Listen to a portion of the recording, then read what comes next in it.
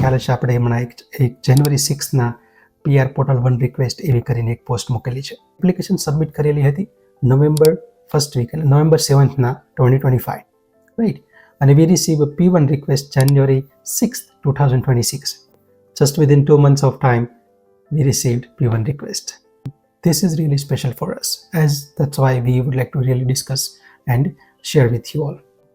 Just morning around 10:30 call આવે છે અને definitely as a normal question answer we disclose our fees for whatever the service they are looking for. અને next 1 to 2 hours એટલે કે noon 1 PM ની આસપાસ direct એમનું confirmation આવી જાય છે કે yes sir, I agree with this and please prepare an agreement and I can pay the first installment of the fees today. So I was like that's not normal, right?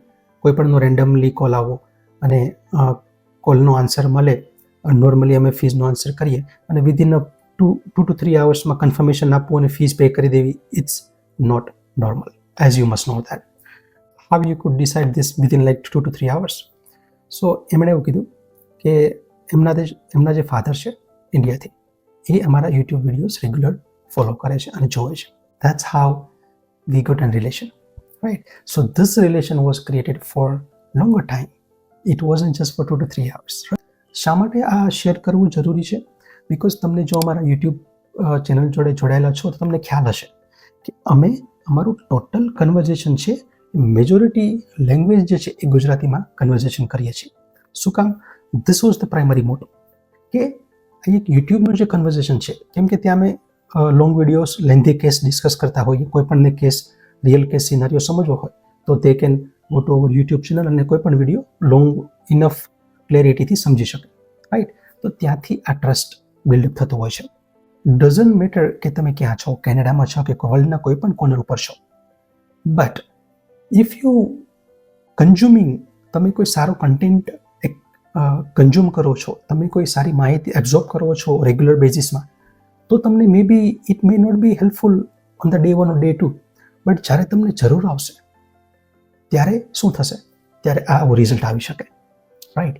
તો એમના parent દ્વારા જે applicant જે છે, અમારા જે client જે છે, જેમનું PR પોર્ટલ 1ની રિક્વેસ્ટ આવી છે 2 monthsમાં, તો એમને એમના ફાધર દ્વારા કહેવામાં આવ્યું હતું કે બેટા આપણે સર્વિસ માટે અમને કોન્ટેક્ટ કરવાનો છે.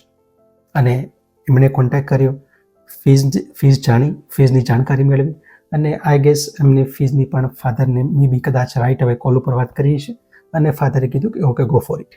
તો એટલો ફરક પડતો હોય છે ડિસિઝન લેવામાં. We are not generating big income from Insta, social media, Facebook, YouTube પરથી, right, but this is what we are generating. આ અમારી ઇન્કમ છે. This is really special feeling જ્યારે કોઈ ઇન્ડિયામાં, ગુજરાતમાં બેઠો જ્યારે ડિસિઝન લઈ શકે. બટ ક્યારેય પણ તમે વિચાર્યું હોય કે ઇન્ડિયામાં બેઠેલું પેરેન્ટ છે એ કઈ પ્રમાણે તમને હેલ્પફુલ થઈ શકે? So this is the very true example of it.